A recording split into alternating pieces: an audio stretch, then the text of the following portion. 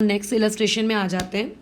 तो इस क्वेश्चन में तुम्हारा अगेन एज वाला सवाल है, लेकिन इसमें इस बार कोई रेशियो वगैरह नहीं दिया है। ठीक है, तो सवाल को रीड करते हैं। मुझे ऑब्वियस है इसमें से किसी एक क्वांटिटी को आपका वेरिएबल चूज़ करना पड़ेगा। पहले तो सवाल में किन दो लोगों के बारे में या फिर किस चीज़ के बारे में बातचीत हो रही है, पहले ये आइडेंटिफाई करते हैं। सिर्फ और सिर्फ पहली लाइन पढ़ो, पूरा सवाल मत रीड करना। पहली लाइन में क्या बोला है कि जो शुबूस की मदर है, ठीक है, उसकी जो भी प्रेजेंट एज है, लेट्स से अगर मैं इसमें शुबू को हटा के अपन ये ले लें कि अगर हम सबकी जो मम्मियाँ हैं उनकी जो प्रेजेंट एज है वो 6 टाइम्स है, मतलब ऑब्वियस हमसे बड़ी होंगी किसके कंपेयर में, जितनी एज हम लोगों की अभी होगी। तो यहाँ पे 2 पर्सन्स के बारे में बात की जा रही है। पहला एक शुबू के मदर के बारे में और दूसरा खुद उस शुबूस के बारे में, बराबर। तो यहाँ पे 2 लोग हैं। अब हमें एक्चुअल में डिसाइड ये करना है कि मैं इसमें से किसको एक्स लूँगी, मतलब हमें किसी ना किसी एक की तो एज को एक्स मानना पड़ेगा, राइट। तो तुम्हें क्या लगता है स्टेटमेंट रीड करके? अब देखो इस चीज़ को हम ऐसे समझेंगे। पहले तो ये जो तुम्हें पूरी की पूरी पहली लाइन दी है, इस पहले की पहली पूरी लाइन को जो ये वर्ड फॉर्मेट में दी है इसे कन्वर्ट कर लो इक्वेशन में। तो अगर मैं इस चीज़ को इक्वेशन में कन्वर्ट करूँ तो ये इस तरीके से बन रहा है, शुबूस मदर, ठीक है, ये हो गया शुबूस मदर, ये वर्ड मैंने लिख दिया। और यहाँ पे जो ईज़ है, ईज़ को मैथ्स के टर्म्स में हम इक्वल टू लिखते हैं। फिर वर्ड आता है 6, तो ये 6 और फिर टाइम्स यानी कि मल्टीप्लाई। तो यहाँ पे मैंने लिख दिया 6 के बाजू में मल्टीप्लाई। किस चीज़ से मल्टीप्लाई करना है? शुबूस की प्रेजेंट एज से। तो यहाँ पे आ जाएगा शुबूस प्रेजेंट एज, मतलब इनडायरेक्टली शुबूस की एज से मुझे मल्टीप्लाई करना है। तो तुम ये देखो, अब तुम खुद सोचो इस इक्वेशन में तुम्हें किसको एक्स लेना ज़्यादा पुराएगा? शुबूस को एक्स लेना ज़्यादा पुराएगा, क्योंकि जैसे ही तुम शुबूस की एज को एक्स रखोगे तुम्हें शुबूस की मदर की एज कितनी मिल जाएगी? 6x, ठीक है। अदरवाइज मान लेते हैं कि तुम शुबूस की मदर को यहाँ पे एक्स रखते, ठीक है, तो फिर तुम्हें शुबूस की एज कैसे निकालनी पड़ती? x/6। तो ऐसा कुछ रूल नहीं है कि मैं शुबू की एज एक्स ले रही हूँ तो तुमको भी एक्स लेना है।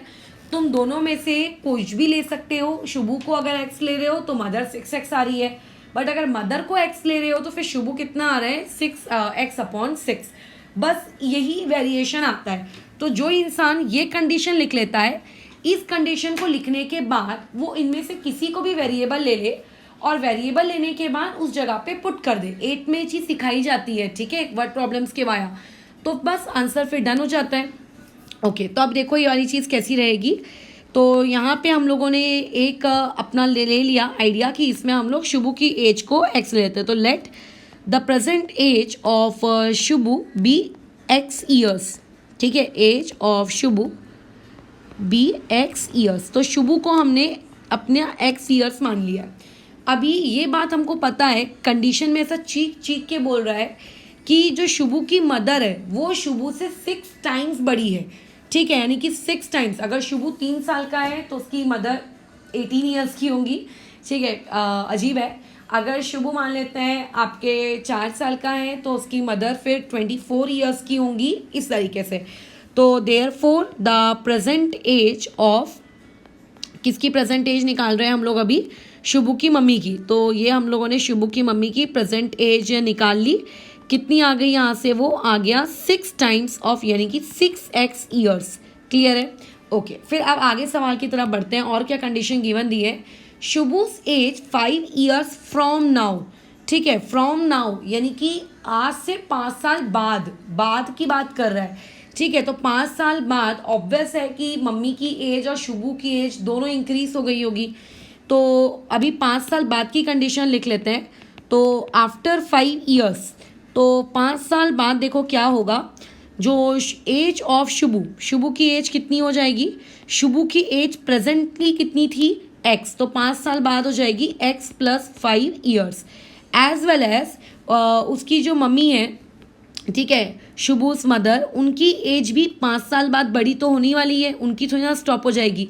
तो उनकी प्रेजेंट एज है 6x और 5 साल बाद यानी कि इस तरीके से ये एडिशन 6x+5 ईयर्स। ओके, तो हम लोगों को प्रेजेंट एज भी पता है दोनों की और उनकी 5 साल बाद वाली एज भी पता है। अब हम लोगों को एक्चुअल में कंडीशन रीड करनी पड़ेगी कि गिवन कंडीशन आपको क्या दी हुई है। गिवन कंडीशन के अकॉर्डिंग एक्चुअल में क्वेश्चन अब क्या मोड़ लेगा वो डिसाइड होता है। देखो क्वेश्चन में ये लिखा हुआ है कि 5 साल बाद ओके शुभू की जो भी एज होगी वो उसकी मम्मी की एज के 1/3 होगी।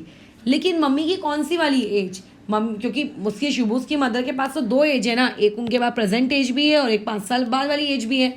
तो कंडीशन ये कह रही है कि आपकी जो एज ऑफ मतलब जो शुभू है, ठीक है, एज और शुभू 5 साल बाद वाले शुभू की एज क्या होगी, 1/3 होगी, यानी कि 1/3 होगी किसके, age of mother. But mother के पास तो 2 एज है, कौन से एज की बात चाहिए मुझे यहाँ क्वेश्चन में, तो वो प्रेजेंट एज की बात कर रहा है। ठीक है, तो अभी सवाल में ना ज़्यादातर लोगों से गलती ये हो जाती है कि वो लोग शुभू की एज 5 साल बाद वाली कितनी पुट करते हैं, x+5, कोई गड़बड़ नहीं है, फिर 1/3 में भी कोई गड़बड़ नहीं है, और वहाँ पे मदर की एज को भी वो लोग 5 साल बाद वाली पुट कर देते हैं।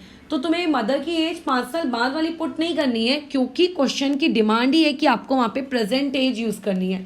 तो प्रेजेंट एज कितनी थी मम्मी की, 6x। तो अभी बस कैंसिलेशन कर ले हैं, तो अब तो ये बहुत ही आसान सी लीनियर इक्वेशन इन 1 वेरिएबल है। तुम अगर इसको सॉल्व कर लोगे तो यहाँ से x की वैल्यू कितनी आ जाएगी, 5 बराबर। तो x आया है यहाँ पर 5। अब देखते हैं इस क्वेश्चन में x था क्या।